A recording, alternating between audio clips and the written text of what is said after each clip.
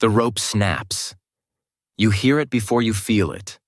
A sharp crack like a tree branch breaking, except you're 40 feet in the air on a bamboo scaffolding, and that sound means the rope holding the pulley system has just failed, and the stone block you and 6 other men were guiding into position is now swinging wildly on the one remaining rope, and you're falling backward off the platform because the sudden slack made you lose your balance, and there is nothing but empty air between you and the frozen ground below. Time does something strange. You're aware of your arms windmilling uselessly. You're aware of the screaming. Not your screaming. You don't have enough air in your lungs to scream, but the screaming of the other workers on the scaffolding who are watching you fall. You're aware of the stone block, a rectangular piece of granite weighing perhaps 300 pounds, swinging on its single remaining rope like a massive pendulum, and you're aware that if it swings far enough, it will smash into the scaffolding and probably kill everyone still standing on it. You're also aware, in some distant corner of your mind that isn't consumed with animal terror, that you're going to die. You've been working on this section of the Great Wall for 3 months, and you've seen men die in falls like this. The ground is frozen hard as iron in February, and falling 40 feet onto frozen ground turns a human body into something that doesn't look human anymore. You've seen the results. You've helped carry the results away. But then you hit the net. It's not much of a net. Woven hemp fibers stretched between 4 wooden posts driven into the ground. Installed 3 weeks ago after a particularly bad day when 7 men fell and the supervising engineer decided that losing 7 workers in a single afternoon was affecting productivity. The net catches you, but it doesn't stop you gently. You hit the woven hemp traveling at considerable speed, and the impact drives all the air from your lungs with an explosive grunt. Something in your chest cracks. Not a clean break, just a sharp pain that makes breathing suddenly excruciating. And for several seconds you lie there in the sagging net, unable to breathe, unable to move, staring up at the gray February sky while your body tries to remember how to inhale. The pain in your chest is extraordinary. Each attempted breath feels like someone is driving a knife between your ribs. You've cracked ribs before. Working as a farmer in your village, you once fell from a grain storage platform and cracked 2 ribs on the left side. But this feels worse, sharper, more dangerous. You manage a shallow breath, then another. The pain doesn't decrease, but you can at least breathe, which means you're probably not going to die in the next few minutes. Above you, the scaffolding is chaos. Men are shouting. The stone block is still swinging on its single rope, and you can hear the overseer. His name is Feng, and you hate him with a pure, cold hatred that never diminishes, screaming orders about stabilizing the stone. Someone is climbing down the scaffolding, probably coming to check if you're alive or dead. You try to sit up, and the pain in your chest intensifies to the point where black spots appear in your vision. Don't move. The voice comes from beside the net. You turn your head, that doesn't hurt too much, and see one of the camp physicians, a thin man named Dr. Wang, who isn't really a doctor but was a bone setter in his village before being conscripted. He's looking at you with an expression you've learned to recognize. Professional assessment tinged with mild annoyance. Broken ribs, maybe 3, maybe 4. Can you breathe? You nod. Breathing hurts, but you can do it. Then you can work. Dr. Wang makes a note on a small wooden tablet he carries. Light duty for 3 days, no lifting stones. You can carry water or work the mortar. After 3 days, back to full duty. You want to protest. You want to explain that breathing feels like being stabbed repeatedly, and the idea of doing any kind of labor with this pain seems impossible. But you don't protest because protesting is pointless. Dr. Wang isn't being cruel. He's being practical. The wall must be built. Labor quotas must be met. You're alive. You can breathe. Therefore, you can work. Workers who can't work don't receive food rations, and workers who don't receive food rations die. The mathematics are simple and brutal. 2 workers help you out of the net. One is a man named Liu from your barracks, a former rice farmer who was conscripted from a village about 50 li south of yours. The other is a stranger, younger than you, with a face so gaunt you can see the shape of his skull beneath the skin. They support you under the arms and help you stand, and the movement sends fresh waves of pain through your chest. You bite your tongue to keep from crying out. Showing pain invites contempt. And contempt makes you a target for the overseers who need someone to beat when quotas aren't met. You were lucky. Liu says this quietly as they help you walk toward the barracks. Last month, a man fell from the same height. Net caught him, but he landed wrong, broke his back, couldn't move his legs. They left him outside the barracks that night. You know what this means. Men who can't work are useless. Useless men aren't fed. Men who aren't fed die. Leaving someone outside in February is the same as killing them, just slower and with less effort. You don't respond to Liu. There's nothing to say. You were lucky. You can still work. The distinction between your fate and the paralyzed man's fate is a matter of a few inches. Where you landed in the net, what angle your body hit, pure chance. Nothing more. The barracks are perhaps 200 paces from the wall construction site. The path between them is worn smooth by thousands of feet walking the same route every day for months.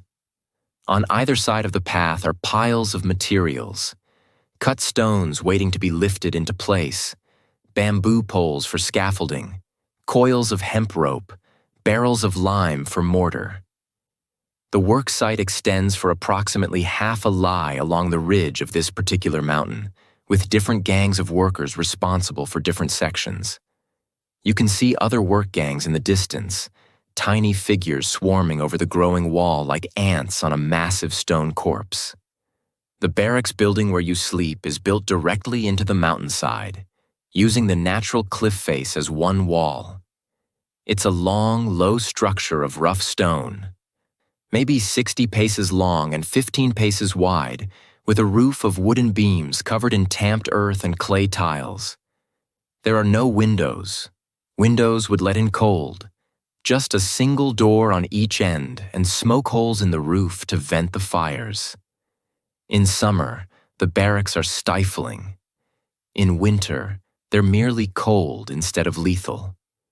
Liu and the gaunt young man help you to your sleeping platform, a raised stone shelf along the left wall where you and 39 other men sleep. Your bed is a reed mat approximately the size of your body, currently rolled up and tucked against the wall because all workers must be out of the barracks during daylight hours unless they're injured or sick. You sit down on the stone platform, moving slowly to minimize the pain in your chest, and Liu unrolls your mat for you. Rest here, Liu says. When they bring the midday meal, I'll bring you a portion. Don't try to get up until Dr. Wang checks you again. You nod. Liu leaves, heading back to the work site because his presence will be missed and absences are punished. The gaunt young man follows, and then you're alone in the barracks except for the sounds of the work site filtering in through the door. Shouting, the scrape of stone on stone, the rhythmic pounding of hammers shaping blocks, the creak of ropes and pulleys. You lie back on the mat, moving carefully, trying to find a position where breathing doesn't hurt quite so much. The pain in your chest is a sharp, constant presence, but underneath it is a different kind of pain. The familiar ache of muscles worked past endurance. the soreness that never fully goes away no matter how much you sleep. Your hands hurt. Your back hurts. Your feet hurt. Your shoulders hurt. This is normal. This is the baseline state of your existence now. 3 months ago, you were a farmer in a village in Henan province, working your family's small plot of land, growing millet and wheat. You had a wife. You had 2 children, a son aged 6 and a daughter aged 3. Your life wasn't easy. Farmers' lives are never easy. But it was your life, and it contained moments of pleasure.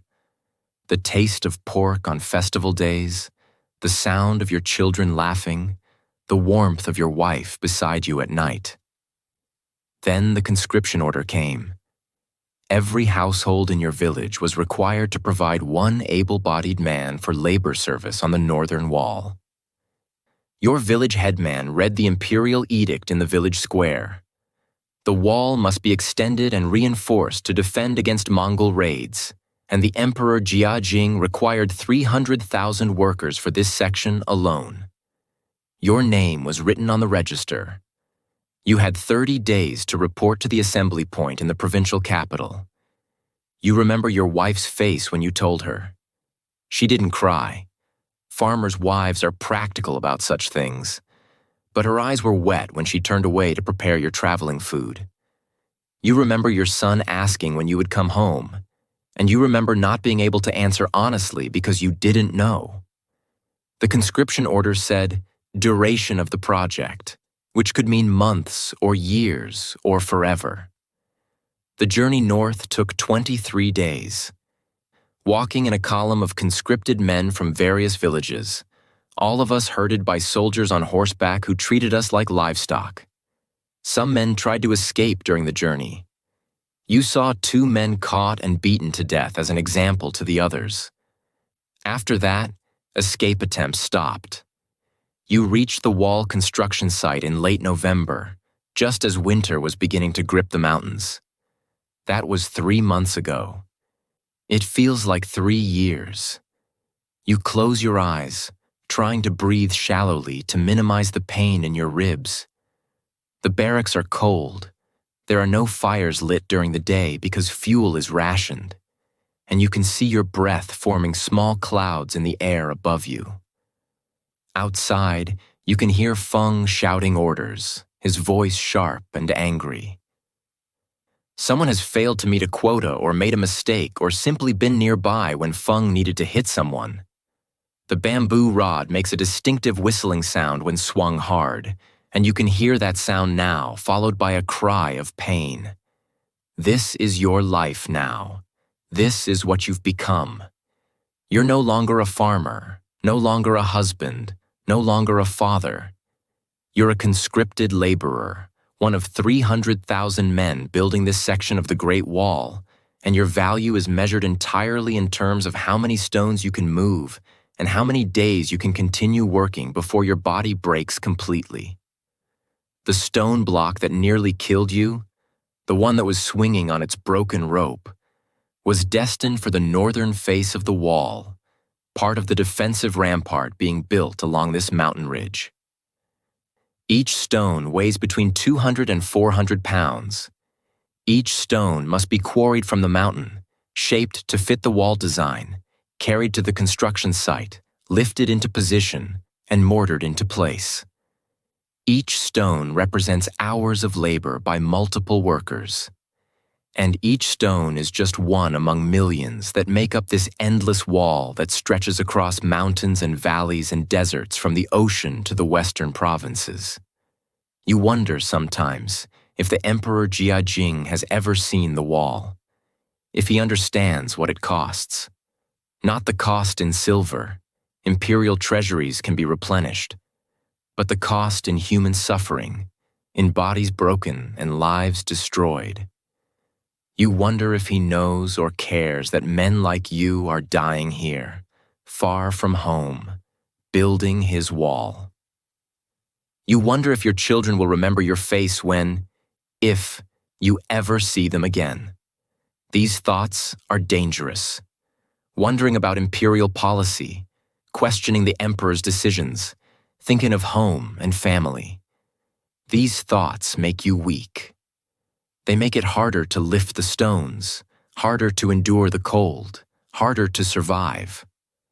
So you push them away, the same way you've been pushing them away for 3 months, and you focus on the immediate. The pain in your chest, the cold air, the rough texture of the reed mat beneath you, the distant sounds of the wall being built one stone at a time. If you're listening to this while lying somewhere warm and safe, perhaps under blankets, perhaps with the freedom to move without pain, then this journey through the brutal reality of the Great Wall is your window into a suffering that most people never truly comprehend. These laborers, these forgotten men who built one of humanity's greatest monuments, deserve to have their story told. If you want to continue walking beside these workers through the bitter cold and backbreaking labor that define their existence, subscribe to hear the rest of this journey into history's harshest construction project. And now, let's step back to understand how you arrived at this moment of crisis. The barracks are older than your time here. You can tell this from the way the stone walls have been worn smooth in certain places. Shoulder height along the walkways where thousands of workers have brushed against them, lower down where men sit with their backs pressed to the stone. The wear patterns tell a story of occupation stretching back months or perhaps years before you arrived. Other men slept on the same stone platform before you. Other men died here, and their bodies were carried out, and new men took their places, and the wall continued to grow. The building itself is a crude but functional piece of engineering. The back wall is the mountain itself, raw cliff face that someone decided would serve as well as any constructed wall. The other 3 walls are built from the same gray stone being used in the wall construction. Except these stones are rougher, less carefully shaped, probably rejected pieces considered not good enough for the actual defensive structure. The stones are held together with mud mortar, not lime mortar, and you can see gaps where the mortar has crumbled away, allowing wind to whistle through constantly. The roof is supported by rough-hewn timber beams, probably pine or cedar from the mountain forests. The beams are massive, each one perhaps 2 feet thick, because they need to support the weight of the tamped earth and clay tiles above them. The earth layer is meant to provide insulation, but it's only marginally effective. In winter, the barracks are cold enough that water freezes in cups overnight. In summer, the earth roof retains heat like an oven, making sleep almost impossible. There are no windows. This is deliberate.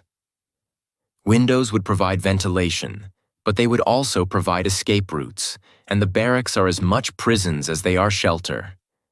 The only openings besides the 2 doors are the smoke holes in the roof.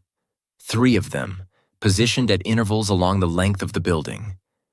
These holes are perhaps 2 feet across, just large enough to allow smoke from the fire pits to escape.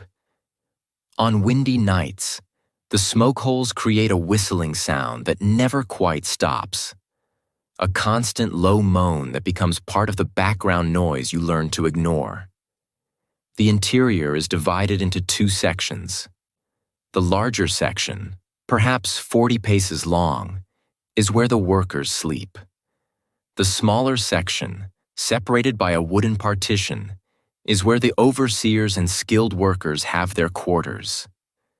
You've never been allowed into the overseers section, but you've heard it contains actual beds, wooden frames with rope supports and blankets made of felt or fur. The overseers also have a separate fire that burns all night, keeping their section warm while the workers' section remains barely above freezing. The workers' section contains 2 raised stone platforms running the length of the space, one along each long wall. Each platform is approximately 6 feet wide and raised about 2 feet off the floor. The floor itself is packed earth, worn smooth by thousands of feet, and during heavy rains it becomes muddy despite the roof above. The platforms are where you sleep, 40 men on each side, 80 men total in this barracks, though there are 4 other barracks buildings along this section of the wall, housing perhaps 400 men total in your immediate work area. Your sleeping space on the platform is defined by your reed mat. The mats are woven from dried reeds, probably harvested from some river valley and brought to the wall site along with other supplies. Each mat is roughly 6 feet long and 3 feet wide, just large enough for a man to lie down. The mats provide minimal cushioning against the stone, but more importantly, they provide a degree of insulation from the cold that radiates up from the stone platform all night long. The mats are not new. Your mat, like all the others, is worn thin in places, with gaps in the weaving where reeds have broken or rotted away. The surface is stained dark with accumulated sweat, dirt, and things you prefer not to think about. The mat smells of human occupation, sweat and unwashed bodies, and the general funk of too many men living too close together with no ability to clean themselves or their bedding. You've learned to stop noticing the smell mostly. It's just part of the environment, like the cold or the hunger. You don't have a blanket. None of the workers have blankets. In winter, you sleep in the same clothes you work in, a hemp tunic and pants, both thin and inadequate for the mountain cold. The only source of warmth is body heat, shared among the men sleeping pressed together on the platform. The sleeping arrangement is enforced by necessity. If you try to maintain space between yourself and your neighbors, you'll freeze. So you sleep packed together like salted fish in a barrel, sharing warmth, sharing lice, sharing diseases. The sleeping platforms are assigned by work gang. The 40 men who sleep on your platform are the same 40 men you work with during the day, which creates a strange, forced intimacy.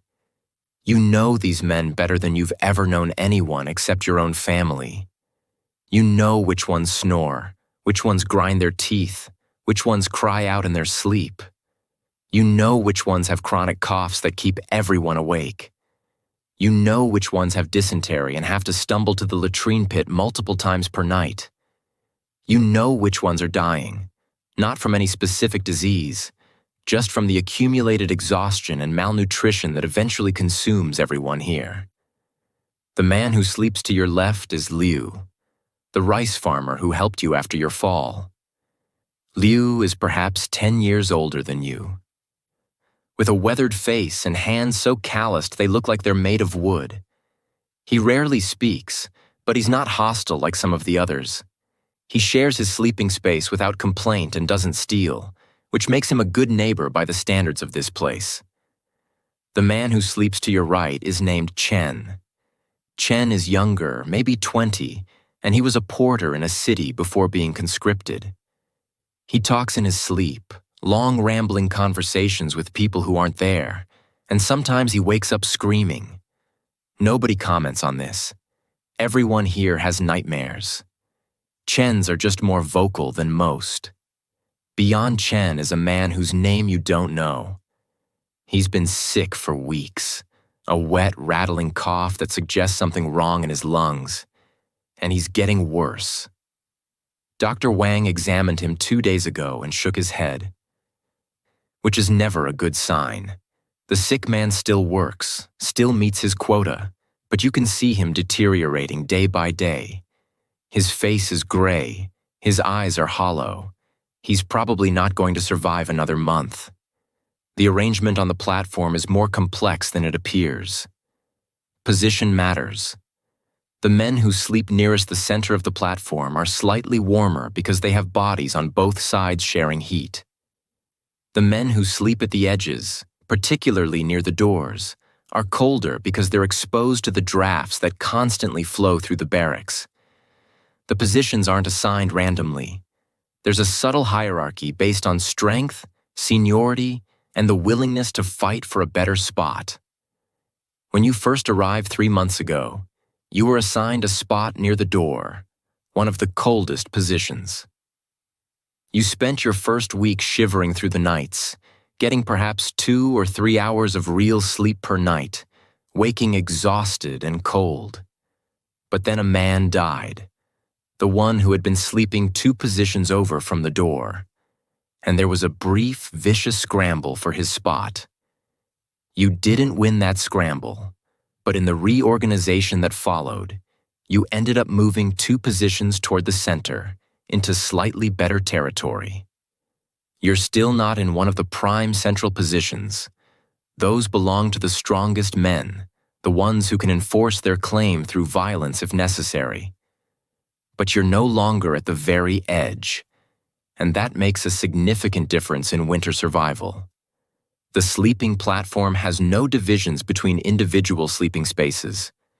No curtains, no partitions, nothing. You sleep literally pressed against the men on either side of you, with your feet toward the center aisle and your head near the wall. The lack of privacy is absolute and initially unbearable. In your village, you had your own home, your own sleeping space that you shared only with your wife.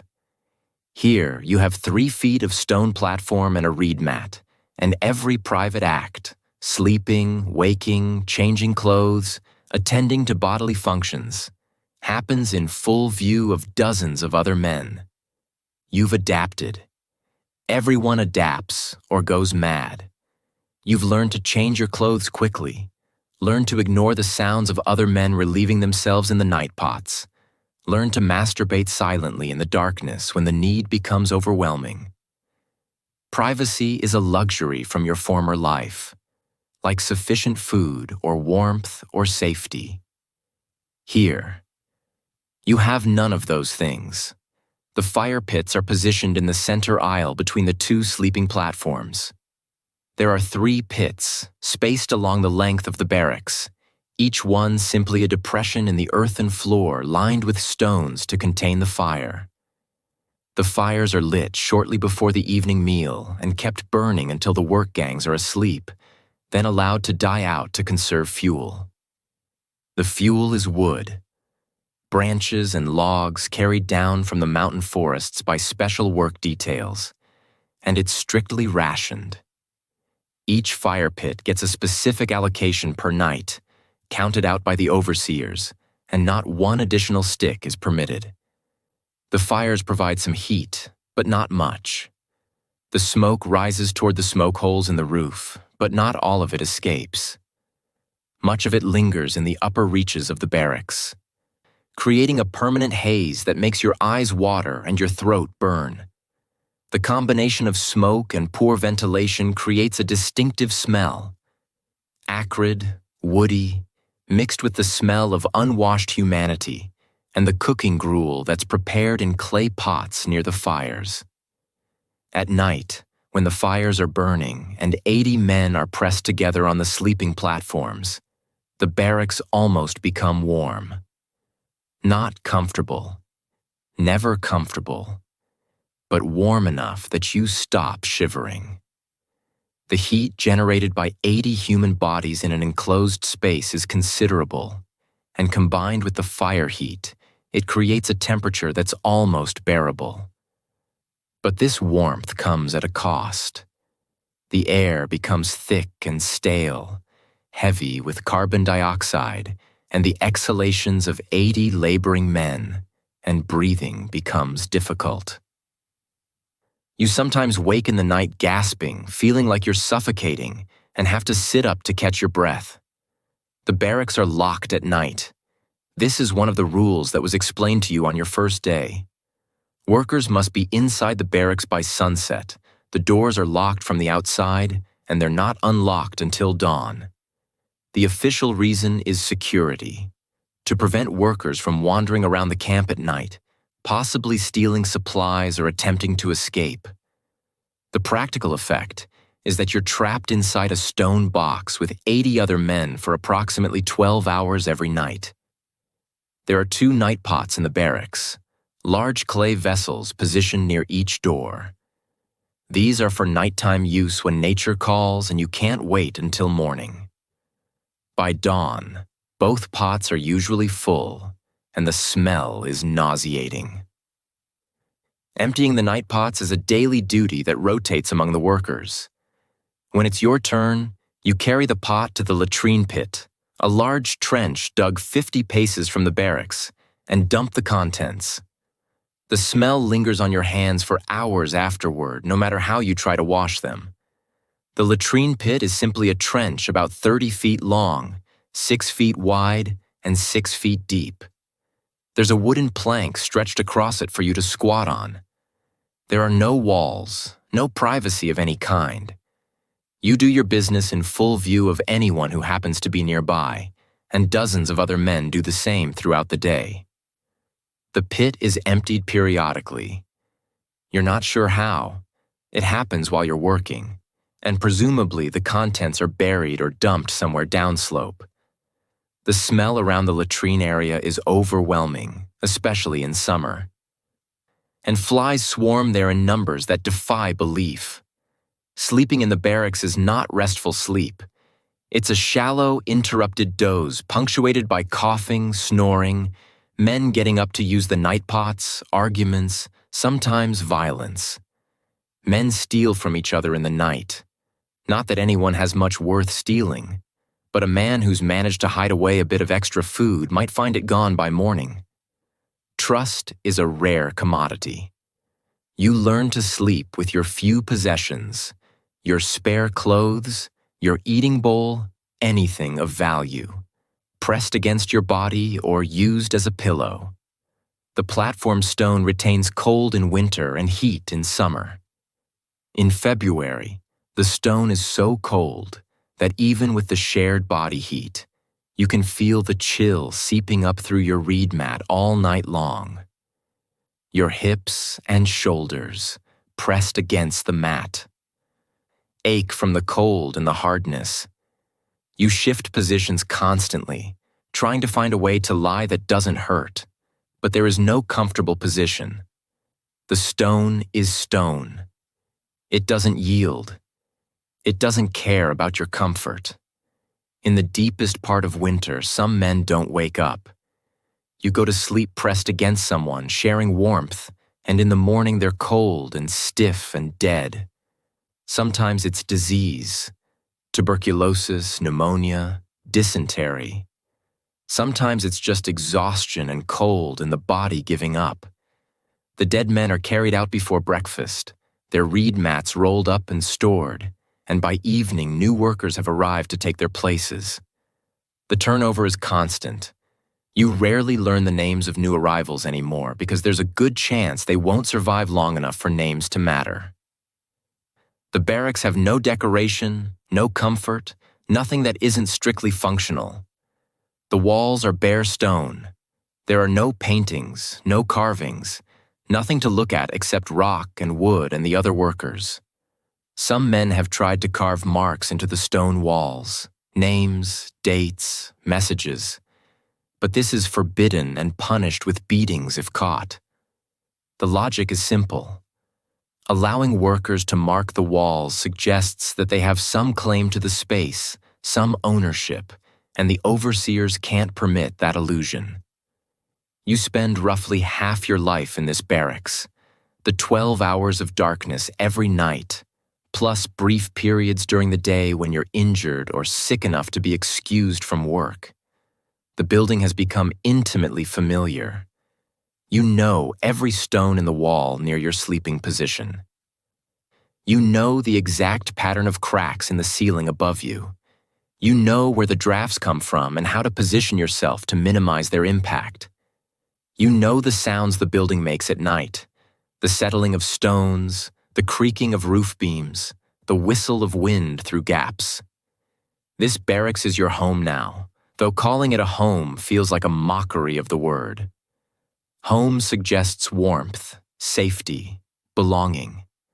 This is none of those things. It's a warehouse for storing human labor, designed with just enough shelter to keep the workers alive through the winter so they can continue building the wall. Nothing more. The fact that you sleep here, that you've formed minimal bonds with the men around you, that you've learned to navigate its hierarchies and avoid its dangers. None of that makes it a home. It's a prison that you're locked into every night, and the only time you leave is to engage in labor that's slowly destroying your body. But it's also the only shelter you have. When the mountain winds howl and the temperature drops and snow begins to fall, this rough stone building with its inadequate roof and smoke-filled air and overcrowded sleeping platforms is what stands between you and death by exposure. You hate it, but you need it. This contradiction, hating the thing that keeps you alive, is just one of many contradictions you've learned to hold simultaneously in your mind since arriving at the wall. The morning meal arrives while you're still lying on your reed mat, trying to breathe without triggering the sharp pain in your broken ribs.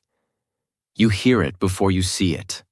The scrape of a wooden cart being pulled across the stone threshold, the clank of clay pots, voices of the men whose turn it is to distribute the food. The smell hits you next. The sour, earthy scent of millet gruel mixed with something else, something vaguely organic that you've learned not to examine too closely. Your stomach contracts with hunger despite the unappetizing smell. Hunger is constant here, a gnawing presence that never fully goes away no matter how recently you've eaten. Liu appears at the edge of your sleeping platform carrying 2 wooden bowls, steam rising from both. "Sit up," he says. "I brought yours before the line forms." You push yourself to a sitting position, moving slowly to minimize the pain. Liu hands you one of the bowls and sits beside you with the other. The bowl is warm in your hands. Pleasantly warm, actually. One of the few sources of warmth in the cold barracks. You look into the bowl and see what you expected. Zhou, the millet gruel that constitutes the majority of your diet. The gruel is gray-brown, the color of mud, with the consistency of thin porridge. Bits of millet grain float in it, along with what looks like chaff, the inedible husks that normally would be winnowed away, but here are left in to increase the volume. You can see a few other things floating in the mixture. What might be a bit of dried vegetable, something that might be a piece of mushroom. Several things that are definitely insect parts. The insects are probably from the stored grain. Weevils and grain moths are common in the supply barrels, and their larvae end up in the gruel. You've learned to think of them as protein. You lift the bowl to your lips and drink. The gruel is still hot, almost hot enough to burn, and you sip carefully. The taste is bland with an undertone of bitterness from the chaff. There's a grittiness to it, probably from poorly ground grain or from dirt that got mixed in during processing. You swallow and feel the warm liquid travel down your throat into your empty stomach. The warmth spreads, a brief moment of comfort in the morning cold. "Eat slowly," Liu says beside you. "Dr. Wang said your ribs need 3 days to start healing. Don't make yourself vomit." Liu is right. You've seen men with broken ribs vomit from eating too fast, and the spasm of vomiting with broken ribs is excruciating. You sip the gruel slowly, letting each swallow settle before taking another. There's no spoon. You drink directly from the bowl, and when the liquid is gone, you tip the bowl to scrape out the thicker sediment at the bottom with your fingers, licking them clean. Wasting food is unthinkable. The bowl is now empty, and your stomach is marginally less empty, but you're not satisfied. You're never satisfied. The morning ration of Zhou is calculated to provide just enough calories to keep a working man alive, not enough to eliminate hunger. The goal is maintenance, not satisfaction. A satisfied worker might become complacent, might lose the edge of desperation that keeps him working at maximum capacity. A hungry worker works harder, hoping that somehow increased effort will lead to increased rations, even though it never does. The morning meal is the same every day. Dough made from millet, water, and whatever else the cooks decide to throw into the pot. The millet comes from supply convoys that arrive irregularly from the lowlands, great wagons pulled by oxen carrying barrels of grain. The grain is old, often stored for months or years before being transported to the wall, and it's not the best quality. You suspect it's the grain that wasn't good enough to sell in the markets, the stuff that merchants couldn't move, now being used to feed conscripted labor, because what do conscripts know about quality? The millet itself is a hardy grain, grown widely in northern China because it tolerates poor soil and irregular rainfall. It's a peasant food, the kind of thing farmers eat when they can't afford rice or wheat. You ate millet in your village, of course. Farmers eat what they grow. But the millet in your village was fresh, properly cleaned, cooked with care. The millet here is old and musty, often partially spoiled, mixed with chaff and foreign matter, cooked in huge iron pots over wood fires by men who have no particular skill or interest in cooking. The cooking happens in a separate structure near the barracks, a long shed with multiple fire pits and enormous iron pots. The cooks are workers like you, selected from the conscripted labor pool, assigned to cooking duty instead of wall construction. Being a cook is considered better duty than hauling stones. You're not exposed to the weather all day. You're not breaking your back with heavy loads, but it's still grueling work. The cooks start before dawn, lighting fires, filling the massive pots with water carried from the nearest stream, measuring out the grain rations, stirring the gruel to keep it from burning. Each pot can hold enough zhu to feed perhaps 200 men. The cooking shed serves maybe 800 to 1,000 men in this section of the wall, so they operate 4 or 5 pots continuously, preparing the morning meal, then immediately starting on the evening meal. The cooks themselves are supervised by an overseer who measures the grain rations with obsessive precision, making sure that no cook steals extra food for himself or gives preferential portions to friends. The grain ration is fixed by imperial regulation. Each laborer is entitled to 1 sheng of millet per day. A sheng is a volume measure, roughly equivalent to 1 liter. 1 liter of millet per day, split between 2 meals, cooked into gruel by adding water in a ratio of approximately 4 parts water to 1 part grain. The resulting zhou is filling enough to quiet your stomach for a few hours, but it's not nutritionally adequate for the kind of labor you're performing. You're burning thousands of calories per day. Hauling heavy stones, climbing scaffolding, working in cold weather that forces your body to generate heat, walking long distances across rough terrain.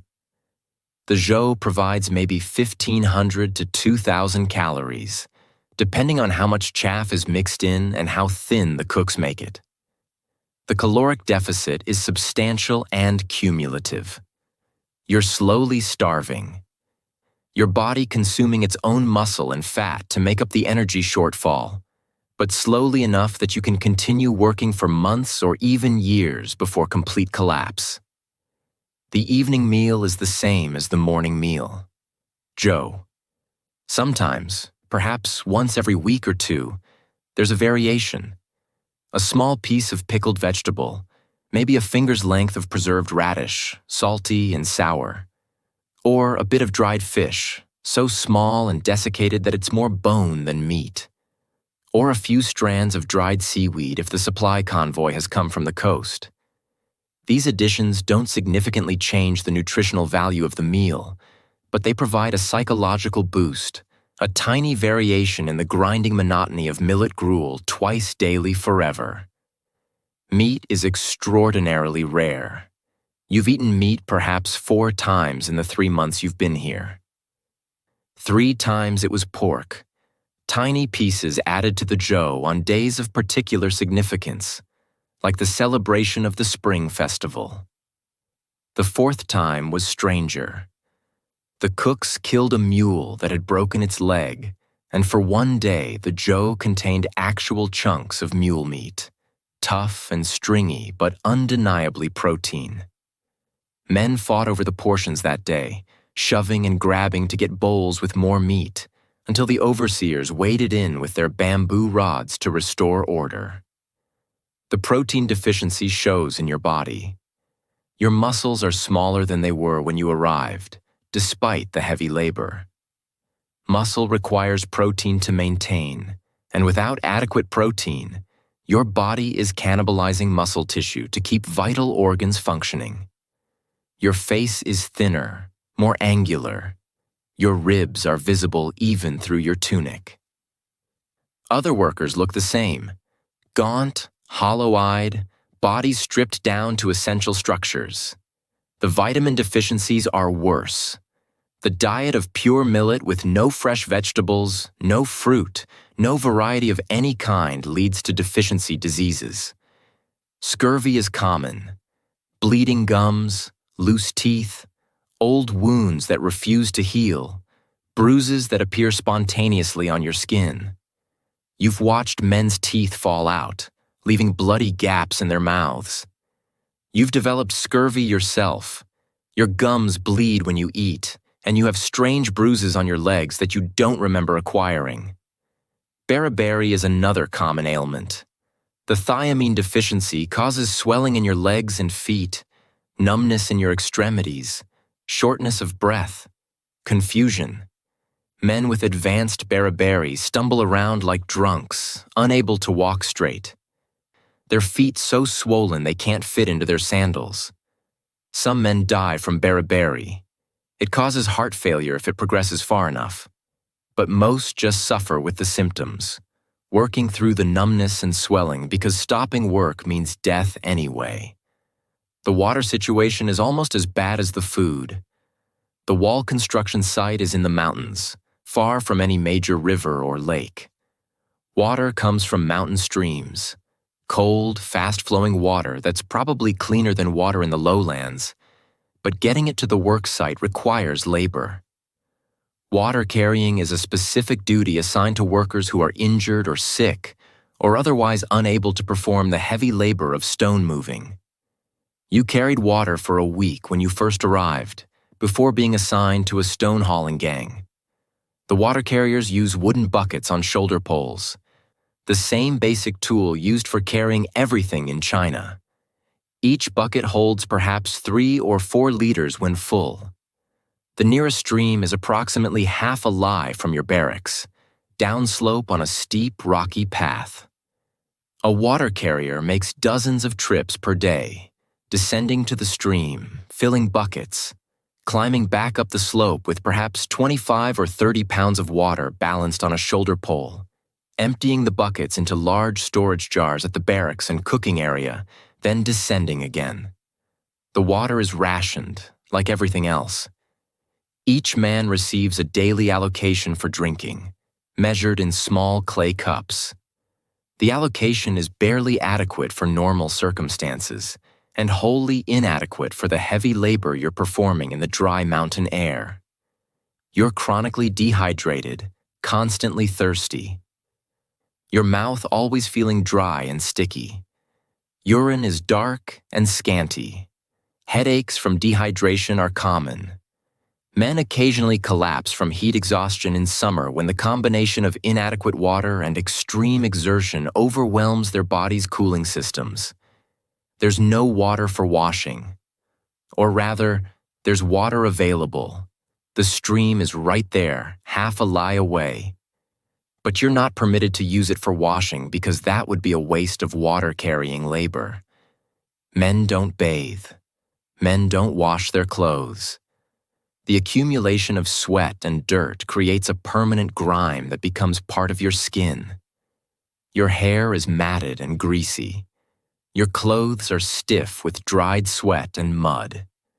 The smell is overwhelming to outsiders, but unnoticeable to you after a few weeks, because everyone smells the same.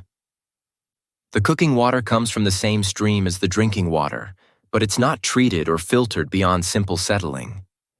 The cooks fill their enormous iron pots directly from buckets, and whatever was in the stream, silt, organic matter, possibly contamination from upstream, goes into the pots. Boiling the water to make zhou probably kills most pathogens, but not all.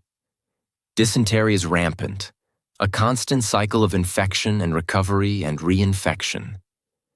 At any given time, perhaps 20% of the workers have dysentery, recognizable by the cramping, the frequent trips to the latrine, and the distinctive liquid stool that leaves men weak and dehydrated.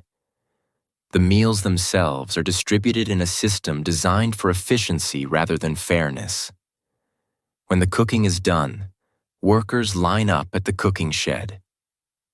You bring your wooden bowl, a crude thing carved from a single piece of wood, probably made by you or traded from another worker, because the authorities don't provide bowls. If you don't have a bowl, you don't eat, so everyone guards their bowl carefully. The line moves quickly. A cook ladles zhou into your bowl from the enormous pot. 1 scoop. Always 1 scoop, no matter how hungry you are or how hard you've worked.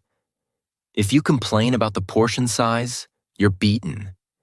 If you try to get back in line for a second portion, you're beaten and you lose your next meal entirely. The system is ruthlessly egalitarian. Everyone gets exactly the same inadequate amount. Except, of course, the system isn't actually egalitarian. The overseers eat better. They receive the same zhou, but their portions are larger and supplemented with actual vegetables and occasional meat. The skilled workers, masons, carpenters, engineers, also receive better rations, presumably because skilled labor is harder to replace and therefore more valuable. And within the general laborer population, there are ways to acquire extra food if you're willing to steal, to trade, or to perform certain services for the overseers. Theft is constant. Men steal from the supply warehouses when they can, though the warehouses are guarded and being caught stealing means execution. Men steal from each other, taking food from another worker's bowl when he's not looking, or stealing hidden stores from sleeping areas. You've had food stolen from you twice. Once, someone took a small piece of dried fish that you'd been saving, hidden in your clothing. You never found out who did it. The second time, someone stole your entire morning ration while you were briefly called away by an overseer. You went hungry that day. Trading happens, though there's little to trade.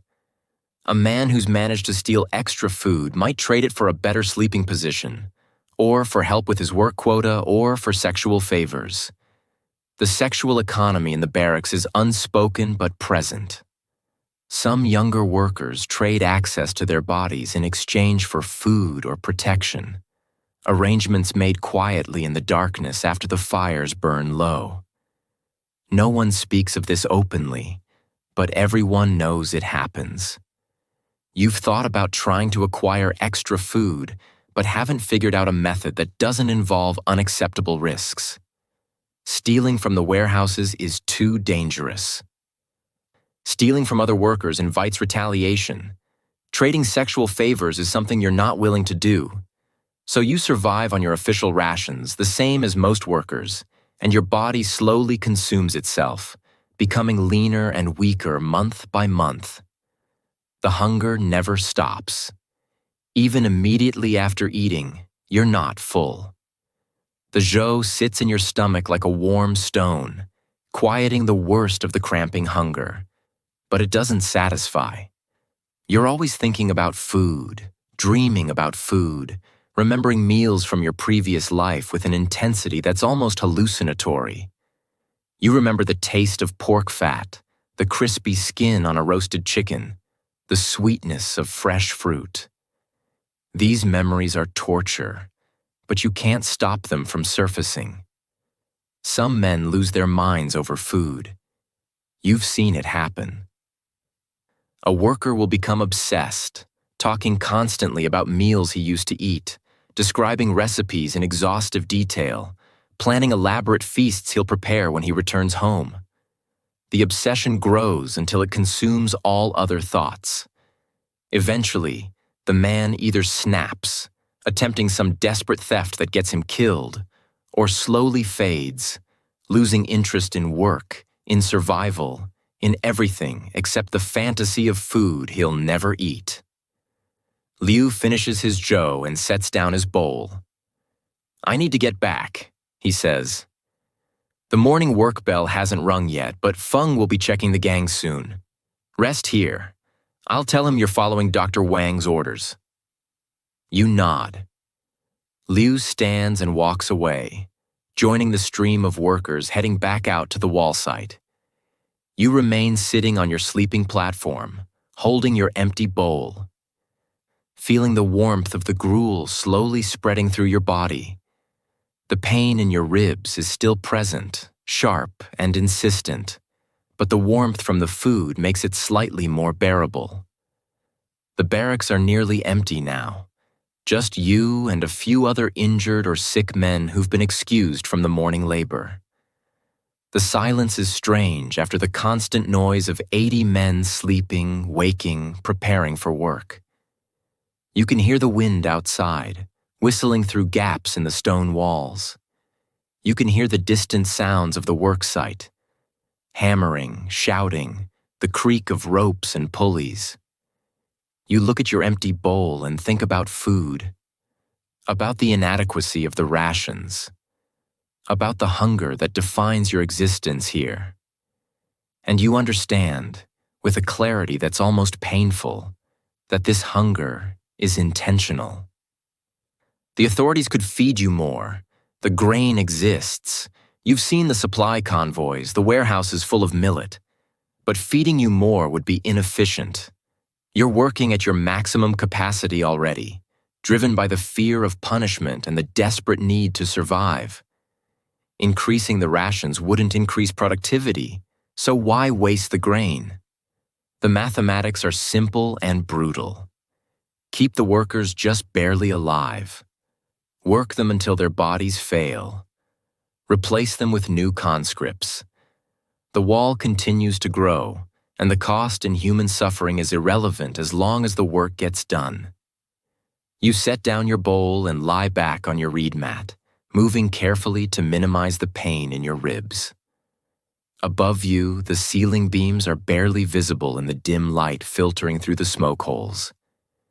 You close your eyes and try to rest, knowing that in 3 days you'll be back on full duty hauling stones, and the hunger will continue unchanged until either the wall is finished or your body gives out completely.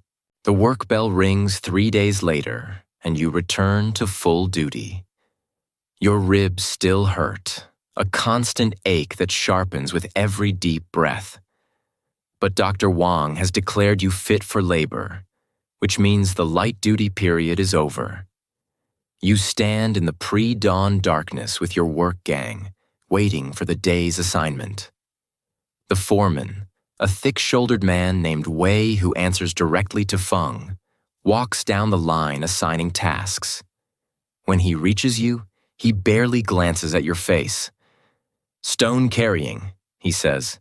"North face, full quota." The tools are simple and ancient. A bamboo shoulder pole, approximately 6 feet long, slightly flexible to absorb shock. 2 ropes with iron hooks for attaching to stones. That's it. No wheels, no pulleys for this particular task, just human muscle and wooden poles and the stones themselves. The stones wait in sorted piles near the quarry site, each one roughly shaped by the masons into rectangular blocks. Your first stone of the day weighs perhaps 150 pounds. You can tell by how it settles on your shoulders when you and another worker lift it onto the pole. The pole bites into your shoulders through your thin tunic. The weight is distributed, but it's still enormous, and your body, weakened by 3 months of inadequate food and hard labor, struggles under it. The distance from the stone pile to the wall section is approximately 300 paces.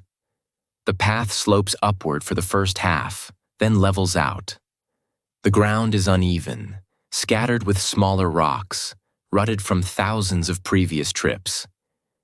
You walk carefully, watching your footing, feeling the stone's weight shift on the pole with each step. Your ribs scream with every breath. Sweat begins almost immediately despite the cold. The rhythm becomes automatic. Step, shift weight, step, shift weight. Breathe when you can. Don't think about the pain. Don't think about the distance remaining. Don't think about how many more stones you'll carry today. Just focus on the next step, the next breath, the mechanical process of moving weight from one place to another. At the wall, you and your partner maneuver the stone off the pole and onto the ground near where the masons are working. A mason examines it briefly, nods approval, and you turn back toward the stone pile for the next load. No rest between carries. Rest means falling behind quota, and falling behind quota means the bamboo rod. The quota is 12 stones per day. 12 trips from pile to wall. Each trip carrying between 100 and 200 pounds depending on the stone's size. The mathematics are brutal. By day's end, you will have carried perhaps 2,000 pounds of stone across 300 paces 12 times. Your shoulders will be raw, your legs will be trembling, your ribs will feel like they're being stabbed with each breath. But you'll meet quota, because the alternative is unthinkable. Some stones require teams. The massive corner blocks that anchor the wall sections weigh 500 pounds or more, too heavy for bamboo poles.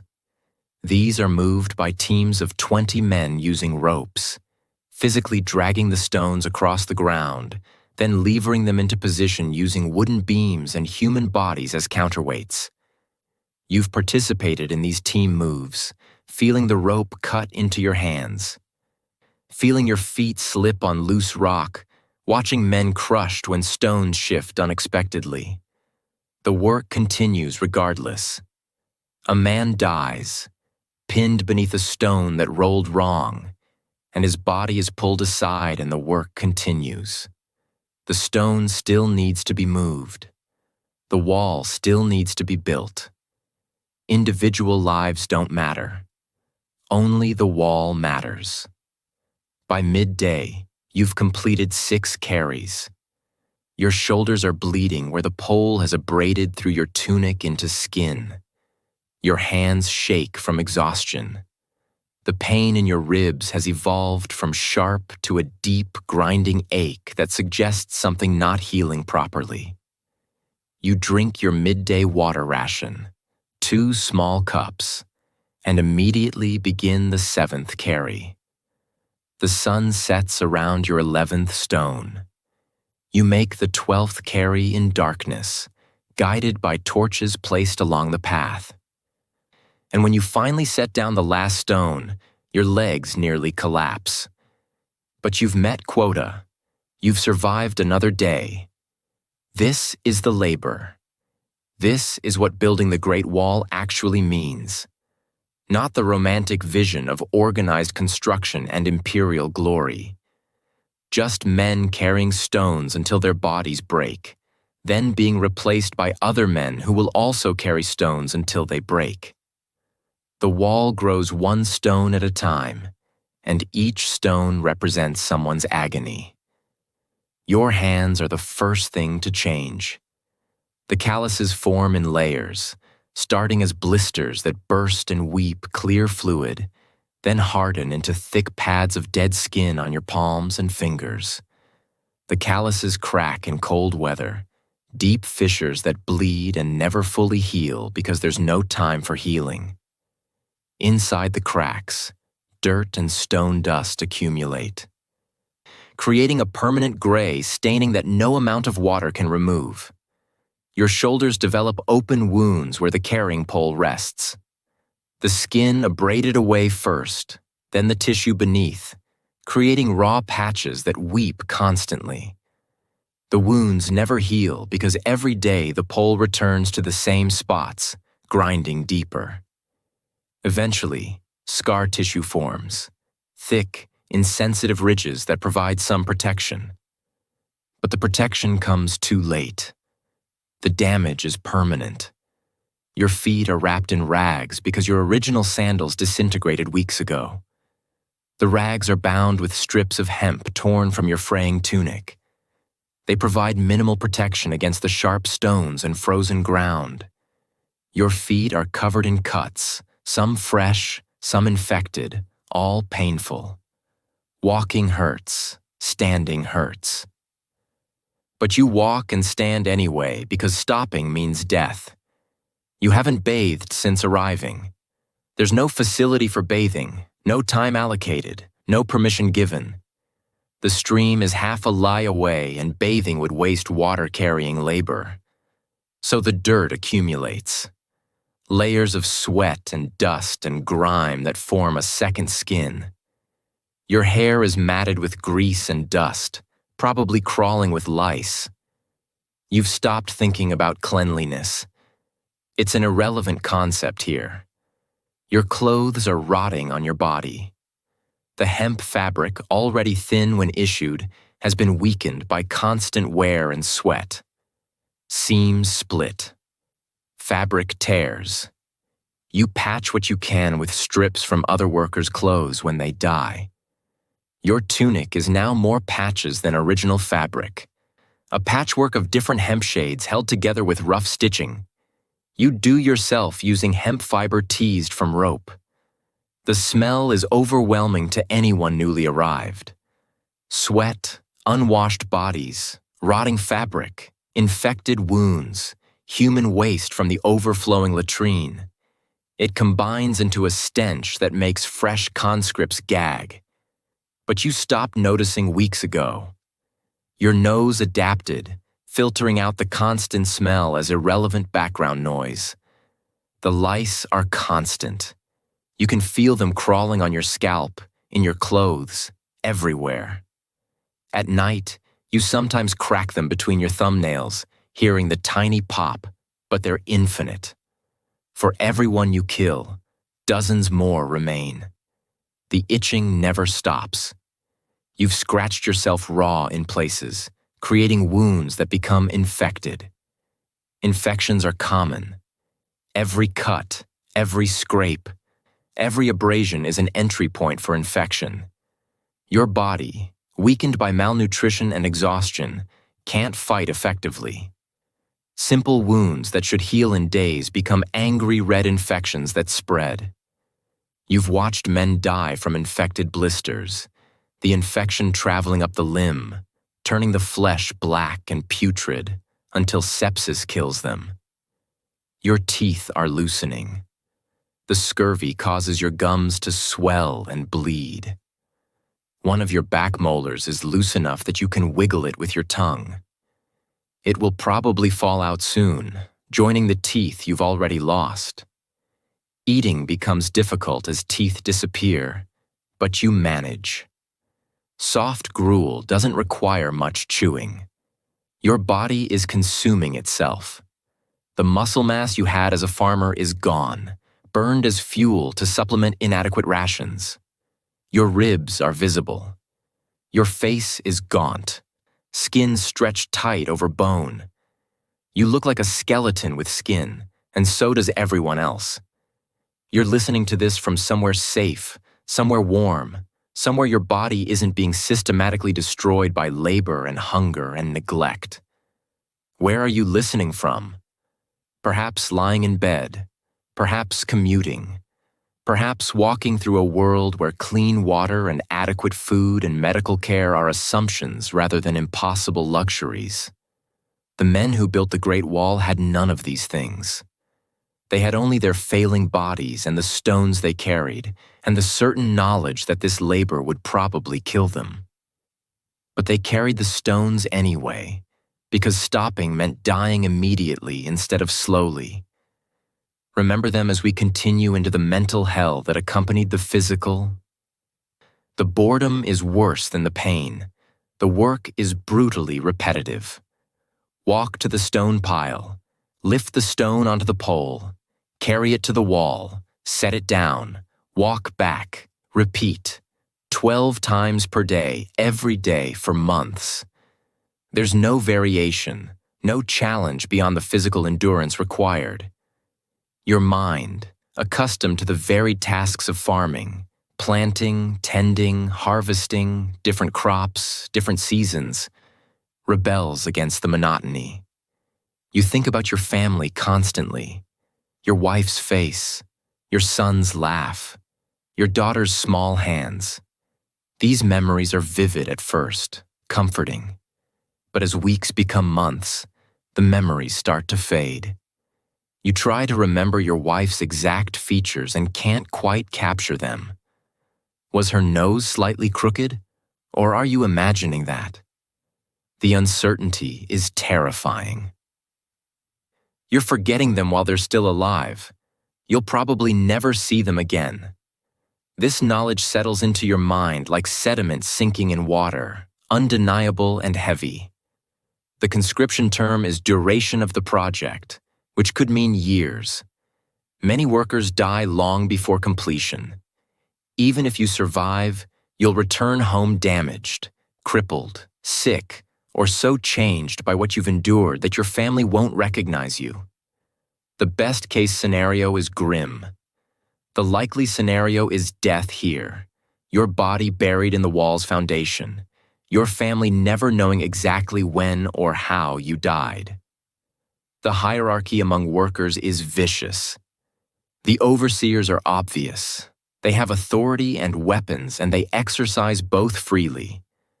But among the workers themselves, there's a subtle ranking based on strength, toughness, and willingness to use violence.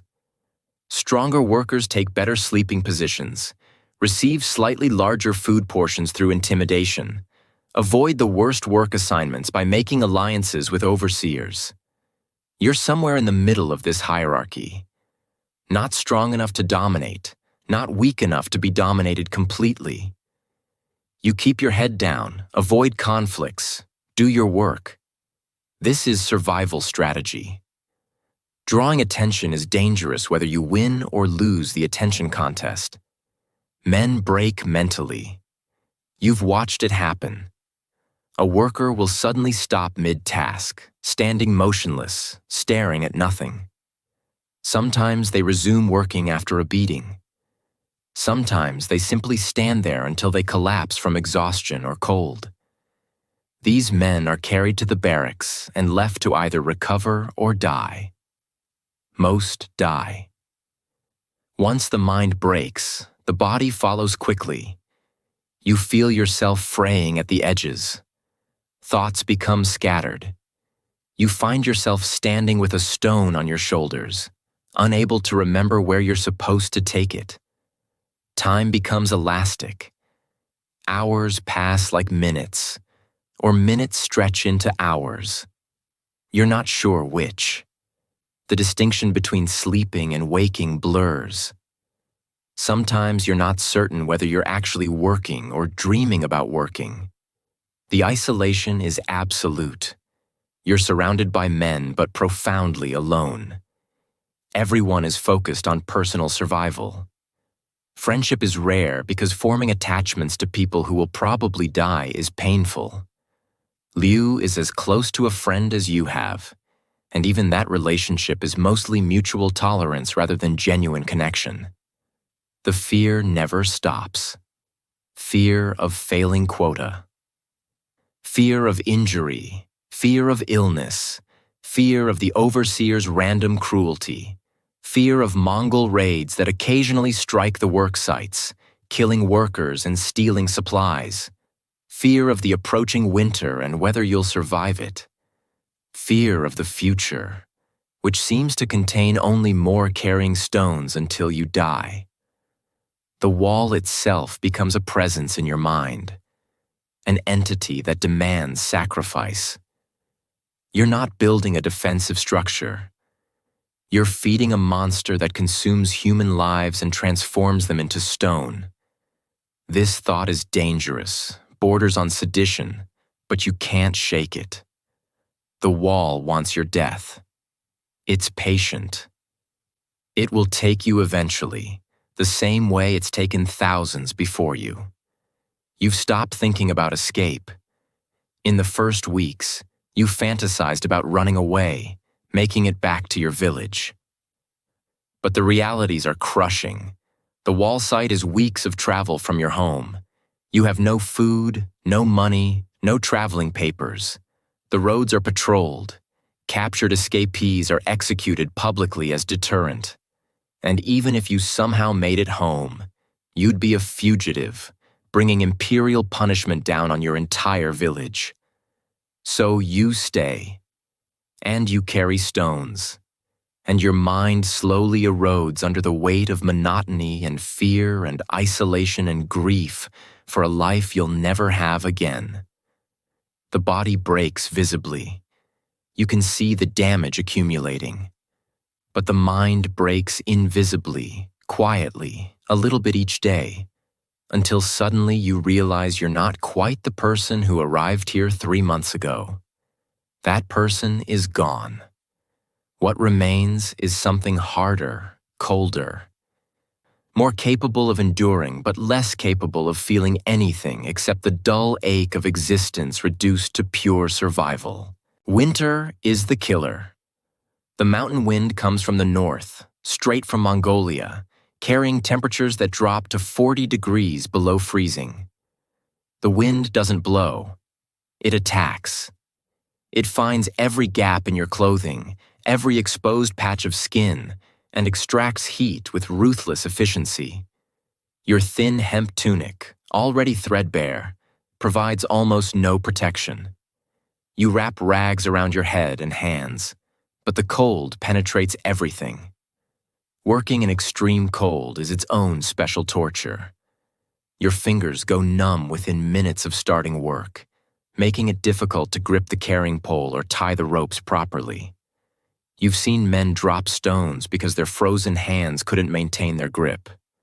The overseers show no mercy. Dropped stones mean beatings, regardless of the reason. The stone itself becomes painful to touch. Metal tools and hooks freeze instantly, adhering to any skin that contacts them.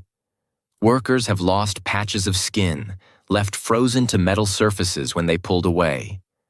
The smart workers wrap tool handles with rags, adding insulation, but this makes the tools harder to grip and work with.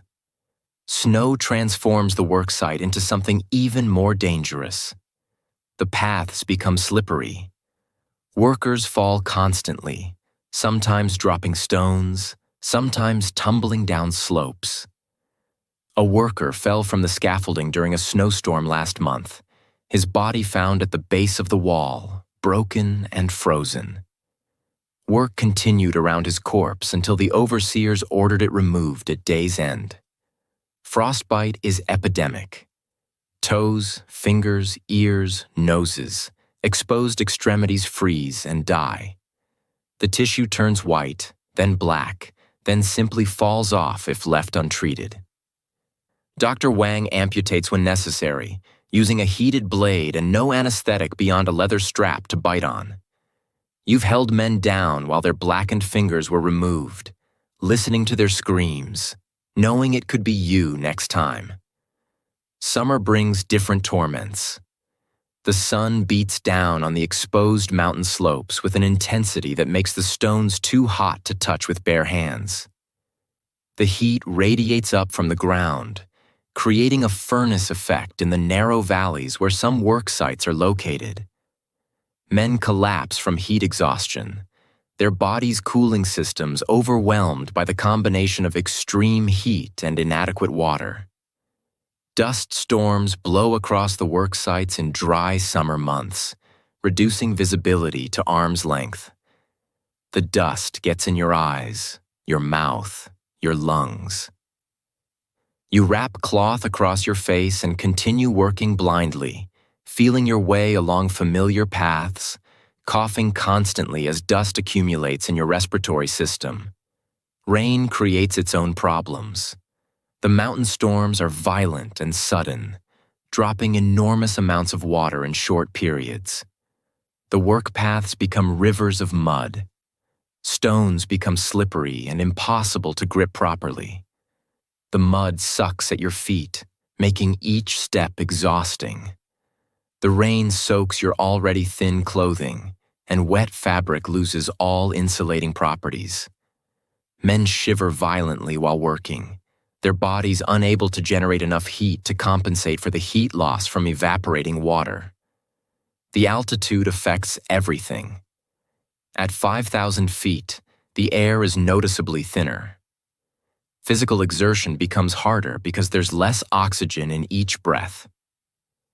Your heart pounds, your lungs burn. Simple tasks that would be manageable at sea level become exhausting at altitude. Some workers never adapt, suffering constant headaches and nosebleeds until their bodies finally give out. Lightning kills workers during summer storms. The wall site, positioned on mountain ridges, is the highest point for miles. Lightning strikes the exposed stone and scaffolding with terrifying regularity. You've seen men killed instantly, their bodies smoking, or worse, injured but not killed, suffering with terrible burns that become infected. The overseers order work to continue during storms. Stopping for weather would delay the construction schedule. The elements don't care about quotas or imperial commands or human suffering. The cold freezes, the heat burns, the rain floods, the wind cuts.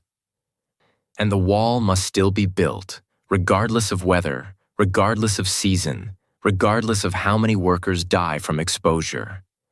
The elements are simply another enemy, like hunger and exhaustion and despair, something to be endured because there's no alternative except death. The supply convoy doesn't arrive. It should have come 3 days ago. The regular delivery of grain from the lowland depots, bringing millet and other supplies needed to keep the work sites functioning. But the convoy is late, and with each passing day, the food situation becomes more desperate. The grain stores are depleted.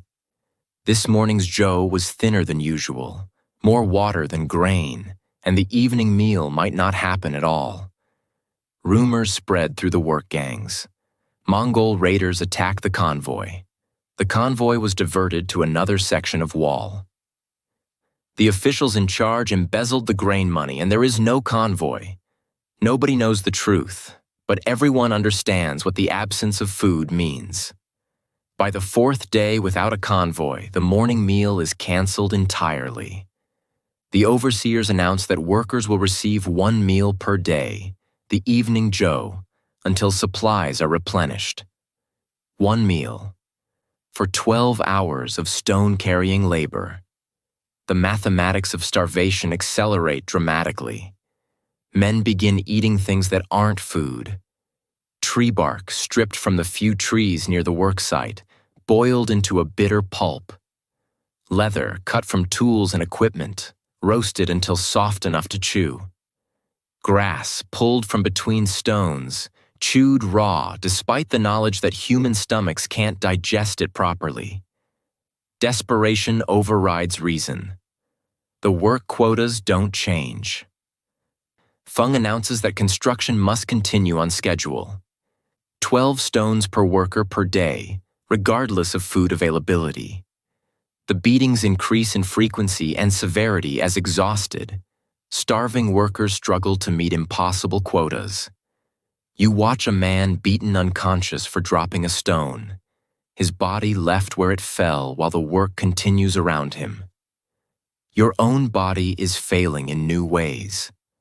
The hunger has progressed beyond mere discomfort to active dysfunction. Your vision blurs.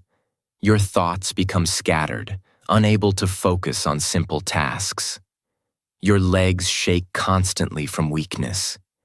You complete 6 stones on the 5th day without food, then collapse while lifting the 7th. The overseer's bamboo rod strikes your back, but you can barely feel it. Pain requires energy, and you have none left.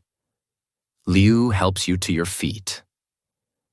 "Eat this," he whispers, pressing something into your hand. It's a small piece of dried leather, maybe 2 inches square, cut from somewhere. You don't ask where he got it. You put it in your mouth and chew, tasting nothing but grateful for something to occupy your stomach. On the 6th day, a man dies during the morning formation. He simply collapses, and when Dr. Wang examines him, he's already gone.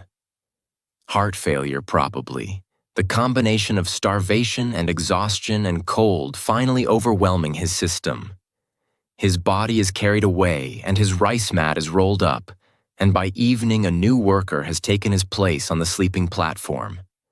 The convoy finally arrives on the 7th day. 20 wagons pulled by exhausted oxen, carrying barrels of millet and other supplies. The explanation is terse. Mongol raiders attacked the main supply route, forcing a lengthy detour. The workers don't care about explanations. They care about food. That evening's joe is the most delicious thing you've ever tasted. Your stomach, shrunken from days without food, can barely hold the full portion. You eat slowly, forcing each swallow down, feeling the warm gruel settle into your empty belly. Around you, men are crying while they eat, tears streaming down their faces, overwhelmed by the simple relief of hunger, partially satisfied. But the crisis leaves marks. 3 men died during the 6-day shortage. Dozens more are injured from beatings received while too weak to work properly. Your own body has deteriorated further. You've lost weight you couldn't afford to lose, strength you desperately needed. The recovery will take weeks, and you don't have weeks because the quotas never stop and the wall never stops growing, and the only constant is that tomorrow you'll carry stones again, regardless of how damaged your body becomes. This is what crisis means on the Great Wall. Not a dramatic moment of danger and heroism, but a slow erosion of already minimal survival conditions until men simply begin dying faster than usual. Then, if you're lucky, conditions improve slightly and the dying slows back to the normal rate. This is what building the wall actually costs. Not just the labor and the resources, but the slow, grinding destruction of thousands of human lives, broken down one day at a time, until there's nothing left but bones and stone. The work bell doesn't ring. This morning, for the first time in 4 months, you wake to silence instead of the bell's harsh clang. You lie on your reed mat, confused, wondering if you've somehow overslept or if this is a dream. But the other workers are sitting up, equally confused, looking toward the door where the overseers usually appear. Feng enters the barracks, but he's not carrying his bamboo rod. His expression is unreadable. "This section is complete," he announces. "The wall from the valley marker to the eastern ridge is finished. Inspection passed yesterday. You will be transferred." Transferred. The word hangs in the cold air. You don't know what it means. Transferred where? To another section of wall? Back home? Somewhere worse? The answer comes 2 days later. Half the workers from your barracks, including you, are marched west to a new section of wall where construction is just beginning. The other half are marched east to a section that's behind schedule and needs additional labor. Nobody is released. The conscription term is duration of the project, and the project spans thousands of miles. Completing one section doesn't mean freedom. It means moving to another section. The march west takes 5 days. You walk in a column of 200 men, guarded by soldiers on horseback. The landscape is similar to where you've been. Mountains, valleys, forests. But the specific terrain is new. The wall here is barely started, just foundation stones laid out marking where the structure will rise. The new barracks are identical to the old ones. The new overseers are interchangeable with the previous ones. The new work is exactly the same. carrying stones, meeting quotas, surviving day by day. Nothing has changed except the location. The wall continues, the labor continues, the suffering continues. You learn, through conversations with workers who've been here longer, that some men do eventually get released. After 3 years, sometimes 5, if you survive and if your home village hasn't given up a replacement worker, you might be permitted to leave. Might. The system is arbitrary. Some men serve 10 years. Some die before ever seeing home. Liu doesn't make it to the new section. He collapsed during the march, coughing blood, and was left at a way station with other sick and injured workers who couldn't continue. You don't know what happens to workers left at way stations. Probably nothing good. Liu was your closest approximation to a friend here, and now he's gone, and you feel the loss, but also a strange numbness. You've watched so many men die or disappear that grief has become a luxury you can't afford. The new section of wall grows slowly, stone by stone. Your body continues to deteriorate. You've lost 2 more teeth. Your hands are permanently crippled, the fingers bent and scarred and barely functional. Your back is twisted from years of carrying uneven loads. You're 23 years old, and you move like an elderly man, hunched and slow and in constant pain. Sometimes you think about your family. Your son would be 9 now, old enough to help with farming. Your daughter would be 6. Your wife might have remarried, assuming you dead. Or maybe she's waiting, hoping. You don't know. You haven't had any communication since leaving home. For all you know, they're all dead and you're suffering for nothing. The wall stands behind you. The section you spent 4 months building. It's impressive in its way. Solid stone construction, properly mortared, defensible. It will probably stand for centuries, long after everyone who built it is dust.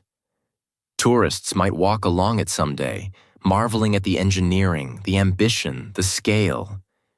They won't see the blood mixed into the mortar. They won't know the names of the men who died building it. They won't understand the cost. But you know. Every stone in that wall represents someone's agony. Every mile represents hundreds of ruined bodies. The wall is not just a structure. It's a monument to suffering, built from human pain as much as from stone and mortar. It protected China, perhaps. It demonstrated imperial power, certainly. But it also consumed countless lives, grinding them down with brutal efficiency. Then moving on to grind down more.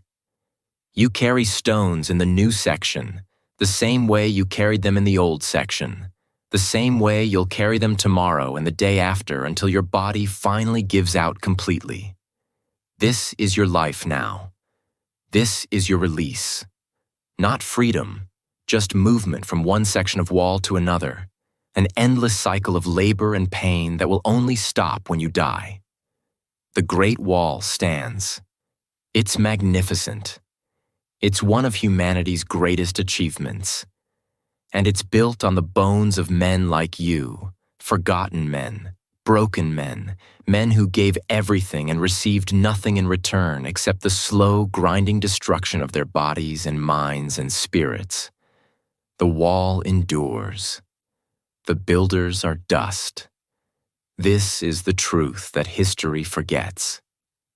Thank you for walking this brutal journey with these forgotten workers, for bearing witness to the grinding reality of what building the Great Wall actually meant.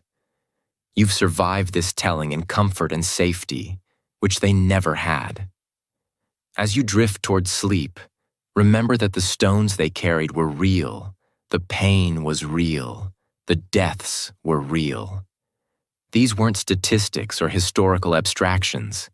They were human beings, and their suffering built something that still stands today. If these stories of forgotten history speak to you, subscribe to hear more. And for now, wherever you are, whatever warmth and safety surrounds you, rest well. Good night.